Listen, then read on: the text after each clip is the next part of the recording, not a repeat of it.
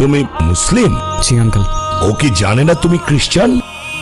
একজন মুসলিমকে বিয়ে করবে তুমি? বাবা, আমি ইসলাম ধর্মে কনভার্ট হব। কি বললে? এখানে ওর কোনো দোষ নেই। ও যাই করছে সেটা শুধুমাত্র আমায় ভালোবেসে। দোষ যদি কারোর থেকে থাকে সেটা আমার। মারতে হয় আমায় মারুন আপনি। ওকে বেরিয়ে যেতে বল। বাবা তুমি যাও তো এখন। আমি আপনার মেয়েকে কোনোদিন কষ্ট দিব না। মাফ করে দাও মানে?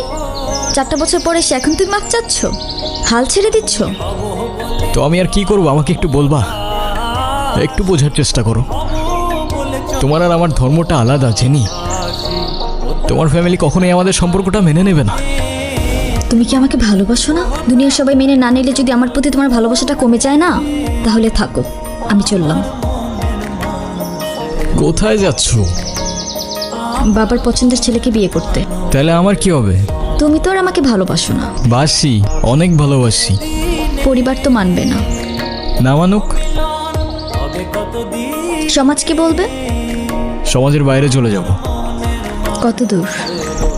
যত দূর গেলে তোমার আর আমার ছোট্ট একটা সংসার হবে। আগলে রাখতে পারবে?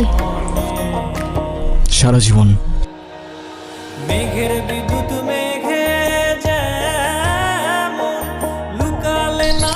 হ্যাঁ বলো। কোথায় আছো তুমি? এই তো বাজার করে বাসায় যাচ্ছি। কেন? আগে বলো, গুড নিউজ শুনবা না ব্যাড নিউজ? ব্যাড নিউজটাই আগে শুনি। ব্যাড নিউজটা হচ্ছে তোমার এখন থেকে মাঝে মধ্যেই বাজার করতে হইতে পারে। কেন? কারণ গুড নিউজটা হচ্ছে নতুন চাকরিতে তোমার হাজব্যান্ডের কাজের অনেক চাপ থাকবে এখন থেকে। কংগ্রাচুলেশনস। কিন্তু স্যার, আমি আর বাজার করতে পারবো না। যত রেটি হোক না কেন, বাজার কিন্তু আপনাকেই করতে হবে। কেন, কি হয়েছে? আরে ধুর, আমি একদমই দামাদামি করতে পারি না। আজকেও 150 টাকা ঠকে আসছি।